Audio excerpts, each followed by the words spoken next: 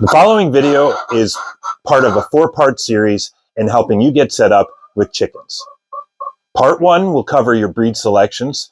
Part 2 will go into getting set up for your chickens once you've got them home. Part 3 will be covering your general care and maintenance. And Part 4 will go a little more in depth on illnesses and parasite identification. If you're finding this video earlier and all 4 of them haven't been posted, please hit like and subscribe, and you'll get notifications when the new videos are posted. We will also have links to each video at the end of the videos so that you can follow them in order.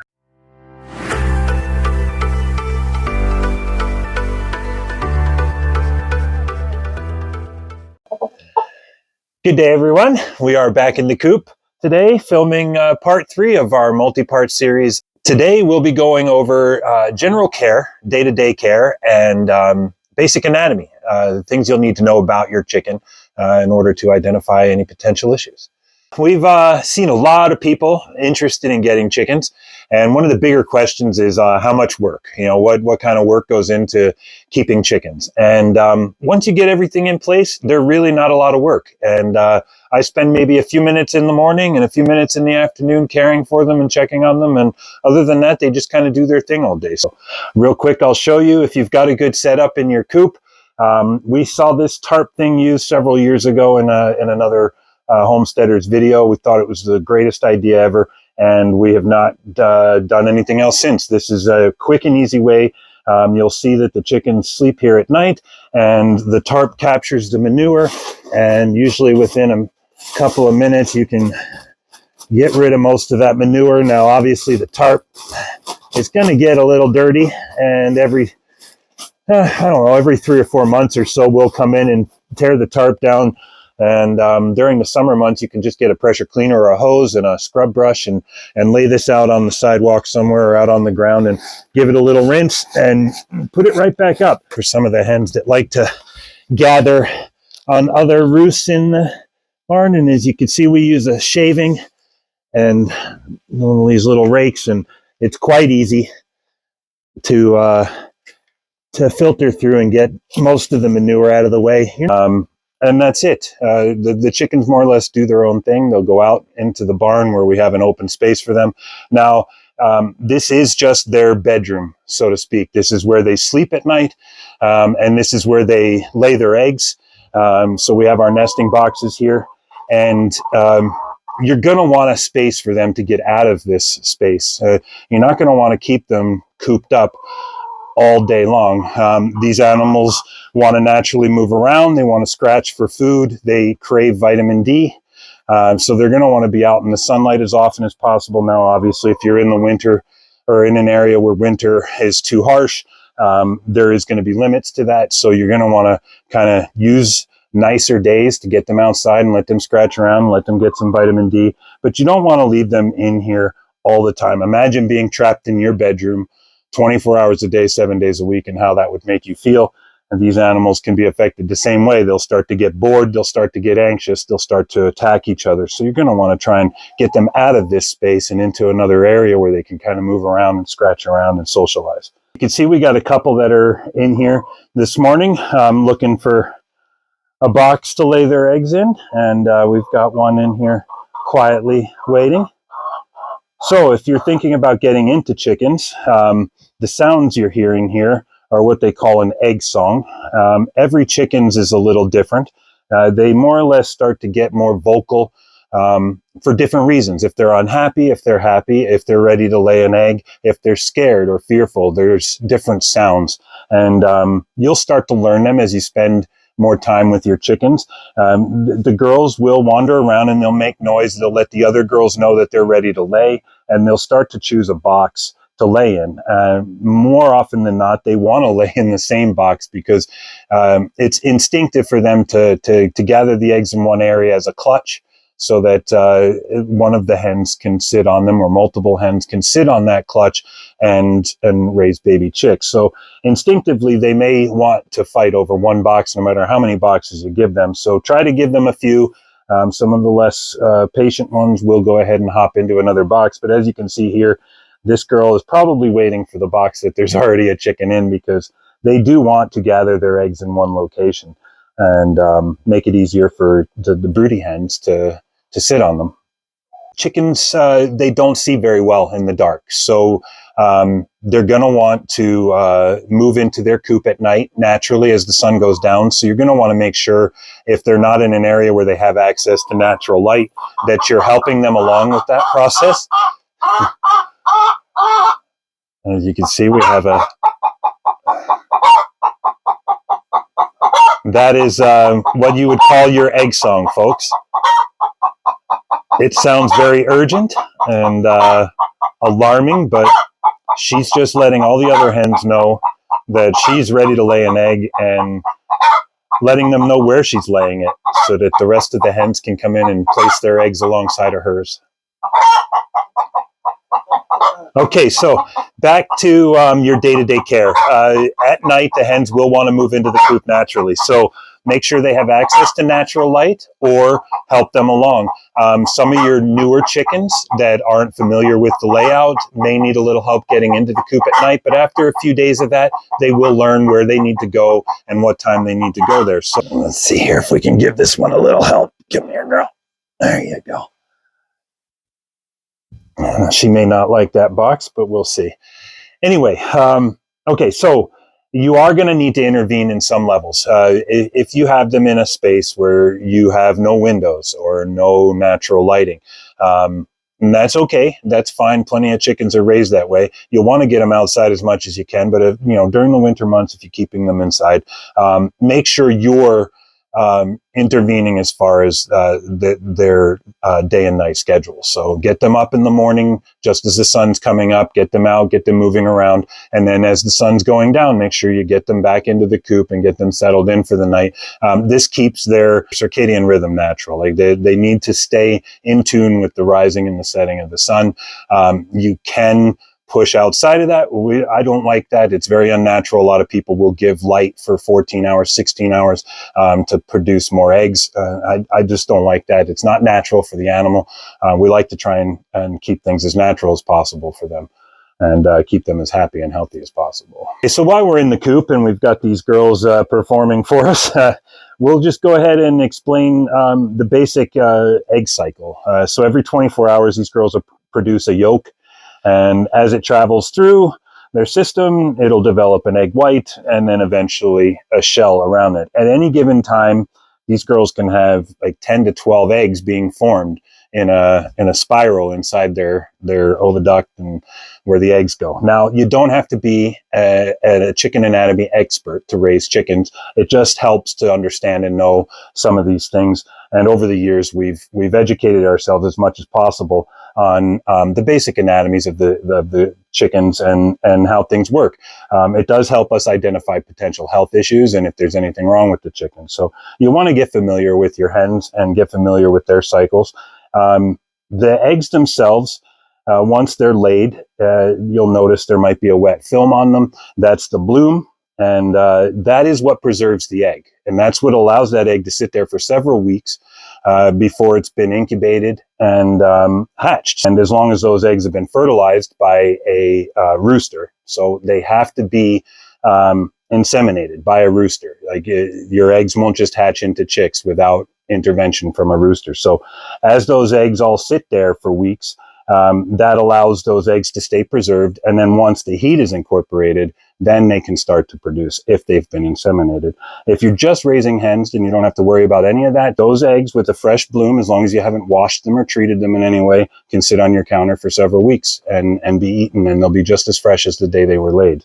If you have to wash because they're dirty, then you're going to want to refrigerate them like you do your store-bought eggs. So now that we've kind of explained how the egg process works, we'll go ahead and show you inside how to water glass eggs and preserve them. We're in the kitchen water glassing eggs. This is a great way to extend the life of your farm-raised or homestead-raised, fresh-raised eggs. These must be fresh-laid eggs. You cannot do this with store-bought eggs. The eggs do have to have that nice clean bloom. You can't wash your eggs.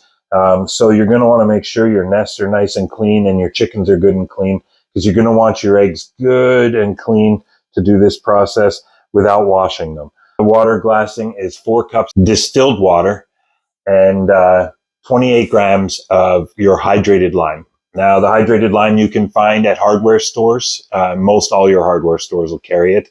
I believe you can even find it on Amazon. And if you're having a hard time finding it, drop it in the comments. I'm happy to send you guys some. I've got like 10 lifetime supply. I bought a big 50-pound bag and it'll last me forever because you don't need a lot of this stuff. So I've got my 28 grams of hydrated lime and I got my distilled water. And this is really simple. We're just going to mix the hydrated lime into the water nice and easy. And yeah, just get it nice and diluted into the water. Kind of just set these down into that mixture nice and easy. You can do this with your hands if you'd like, but I would wear gloves. Hydrated limes, it's not bad. It's just going to kind of suck the moisture out of your skin a bit. Now, you're going to want to make sure you inspect your eggs before you do this. Make sure there's no manure on there, for one, and also for cracks. You don't want to do this with cracked eggs. They can seep into the cracked egg. And if you're not sure if you've got a crack in your egg, get your flashlight out and check the egg. Any major cracks will show up really easily that way. Make sure that the eggs are completely submerged. Okay, so we got all our eggs in there. When it's done, you're going to notice the hydrated lime is going to settle onto the bottom. That's fine. You really don't need to worry about it. Just cap this off and store it in a nice, cool, dry place. And there you go, eggs for 8 months or more. And they have been doing this since long before electricity and refrigeration, and everybody's still here. All right, here we are back in our indoor run. This is our winter run where they hang out most of the time when the weather's too cold.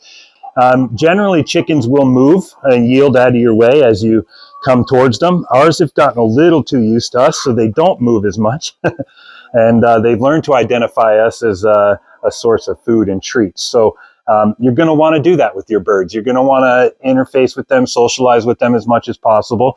And when you're trying to catch your chickens, especially new birds, if you've gotten them a bit older and you didn't raise them from chicks, they may not be sure about you. So you're going to want to spend some time with them and, get down to their level and, treat train. A lot of ours have learned that when we get down like this, they come over because we've treat trained. So we have hand fed them and they've learned that, we're okay, that we're not going to harm them. Now, broody or laying hens are even easier to catch because when you approach them, oftentimes they will squat down, or sometimes they'll squat down. They're not going to do it for me now, but when you see them squat, it's a natural thing they do for the roosters for breeding, but it also makes them a lot easier to catch. You don't need to do this every day necessarily, but if you have a hen that's maybe isolating or keeping off to herself, just generally not looking okay, you're going to want to get used to picking up and handling your birds and kind of checking them over. There's all kinds of things that, potential issues that can come up with chickens. We haven't experienced all of them ourselves, but there are some pretty common ones. So you'll want to make sure you get used to handling your birds. And there's that squatting I was talking about, where they squat down. They like to be supported under their feet. So you want to make sure you get under their feet.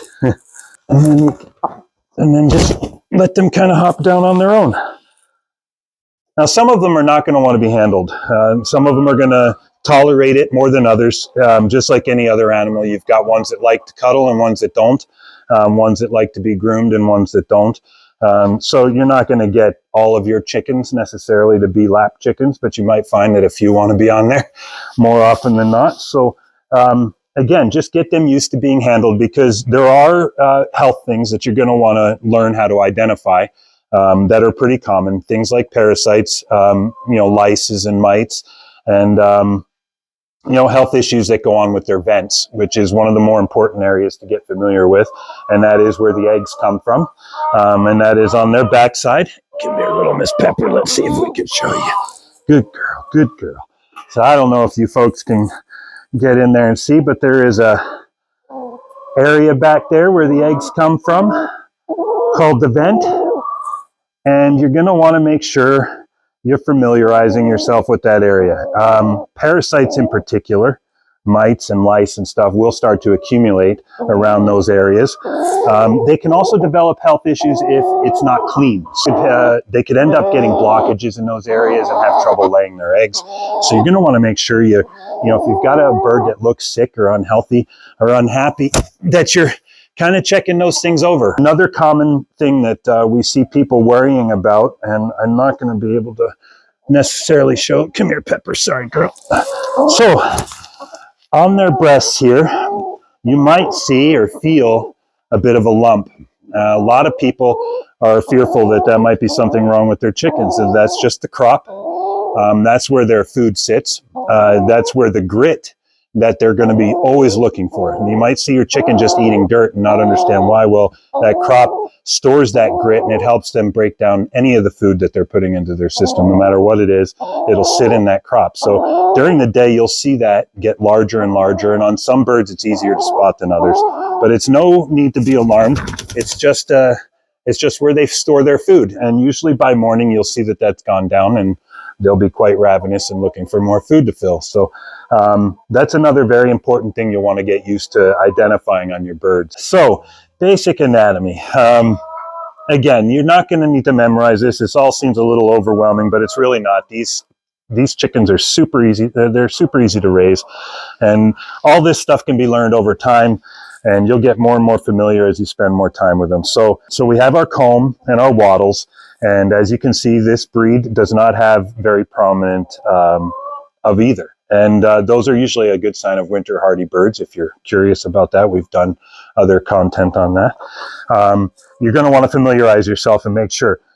As they mature, you'll see these areas get darker red and more prominent, more developed. That's a sign of maturity, a sign that they're getting ready to lay. And little known fact is chickens can live almost 10 years. So you're going to want to keep an eye on your older hens, because things like their beak and their fingernails can get quite long. You're going to want to familiarize yourself with the feet of your bird. I mean, these are pretty healthy, and the claws are pretty healthy, but if you notice they're getting a little too long, you can trim them. It's not uncommon. We don't do it very much. These are younger hens, so they're still, they're only about a year old now, or just about a year, so they're quite young. But we do have some older hens that I could probably show you. They do get long in the beak. It's kind of a term, but they do get long in the beak, and it will make it harder for them to eat. So you're going to want to make sure you familiarize yourself with these things and keep an eye on that if you've got older hens laying around. So we'll patch in some video of this. We don't have any doing it right now, but one thing to look for is molting. These birds will naturally shed their feathers, especially in the shoulder seasons when it's turning from hot to cold and vice versa. You will see that they drop some feathers and bring in new feathers. This is an extremely painful process, similar to a reptile shedding their skin. You're going to want to maybe not handle them as much. Maybe if they're being picked on a little too much by the other hens, and give them their own little space until they're done. It can take quite some time for them to molt, but yeah, just keep in mind that that it's going to be uncomfortable for them. So you're going to want to not be alarmed, but just keep an eye on them. They may be colder when they're molting. So if you're in a colder area, you may want to provide them with a little bit of extra heat, maybe a heat lamp, for them to be under while they're getting their new feathers in, and maybe not handle them while they're going through that period. But don't be alarmed if you see it. It's only something to be alarmed about if you don't see them get new feathers in. Then you might have another issue going on that you'll have to do some research and find out. You're going to want to find a vet nearby that maybe handles exotic animals. These are considered, I guess, an exotic in some vets' eyes. Most vets do cat and dog, maybe rabbits, but birds, you're going to want to make sure that they have one that understands birds. And you may want to learn how to identify and treat a lot of your own health issues before bringing them to a vet. Oftentimes, if there's health issues with chickens, it's the vet's responsibility to report any of that to your local municipalities. You could end up losing your flock if you have a simple thing that you could have treated at home by yourself. So do as much research as you can about potential health issues with the chickens. If you don't have a vet in your area that can help you treat those birds. There's another thing we wanted to cover was broodiness, and I don't have any broody hens to give an example of right now. Essentially, one of your hens or multiple hens may decide that they want to be a mom, and they go broody. So what that means is they will sit on a nest or sit on a clutch of eggs for weeks, sometimes with little to no food or water. So you're going to want to keep an eye out for that. It's super easy to tell when you've got a broody hen. They will not leave the nesting boxes, basically. So you're going to, once you've identified that, there are several different ways over the years that people have tried to break broody hens. We find separating them and giving them access to their own food and water and no access to a nesting box or eggs has been the easier way. As far as feeding your birds, there's a lot of debate out there. Our hens don't really care for layer ration necessarily. We still do provide it because it does have a lot of the crude proteins and stuff. But 3 of your main things that your chickens are going to absolutely need is a good source of protein, a good source of calcium for egg production and laying eggs, and you're also going to need the protein, the calcium, and vitamin D. And other vitamins as well, which they do get from free ranging. So you're going to want to hopefully make sure that your chickens have access to free ranging because they will get all of that. They'll eat frogs and bugs and everything in the grass, everything in your yard.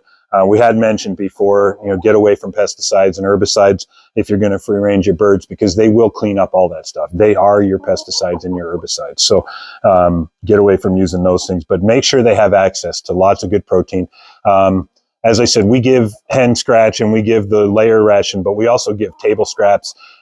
We give pumpkin seed and flax seed, sunflower seed, mealworms. The more variety you can give them, the healthier they'll be. Chickens tend to only ingest what they need. If they're short on one nutrient than another, you might see them eat more of one thing than another. They kind of know what they need and what they don't need. So make sure you're giving them lots of access to sunlight if you can. As much access to sunlight as you can, and you'll find that they stay pretty healthy and happy. And make sure you're giving them those proteins and those calciums so that their eggs. If you notice you have a weak shell when you crack your shell, you might want to uptick your calcium intake for the birds. They make a lot of good supplements out there out of oyster shell. You can also recycle their eggs. There is a process to it. You kind of have to get them dried out. You can stick them in an oven on a low heat and get them baked kind of. And then you can crush the shells down into a powder, sprinkle that back into a food source that you're feeding them. And that is another good way to recycle the calcium back into their systems. I think we covered as much as we can about the nutrition and everything. And another thing we wanted to mention about these girls is just like any other bird, they use facial recognition and they teach their young, just like crows in the wild or magpies. You'll notice they have facial recognition. So once they've identified you as a positive source, you'll have no issues, and they will teach their young that you are good or bad. So you'll want to make sure if you got small kids and stuff that you're monitoring them around the birds. They are fragile animals, and they will learn to be fearful of children. If you got a small child that's being a little too rough with them, and then that may make it harder for them to be closer to you. Don't be afraid to go to your local auction house or go down the road to your local breeder and pick up adult hens. If you want to get eggs right away, there's nothing wrong with getting adult hens or what they call pullets. A pullet is a hen that's just coming into maturity, so you should start to see eggs from them right away. They are going to be shyer, and they are going to be harder to socialize with at first, but like I said, as long as you spend some time with them and teach them that you're okay and that you're not going to hurt them, they will learn very quickly that you're a good person and you're their person. All right, well, I think we covered a lot of it. We're doing this 10 years now, and I know I'm forgetting things, and we have a lot of great followers out there that have been really good at chiming in the comments section, so I hope that you guys will continue to do that. If you have any questions, if you're still considering getting into chickens and you haven't yet, because you're not quite sure, please reach out, ask questions. Thank you for watching, and we hope this was helpful in your decision for getting chickens or not. And Yeah. Hit subscribe if you want to see more. We've got one more section of this series coming out. And we'll go a little more in depth into the different health issues and ailments and parasites and such that you can run into when raising your own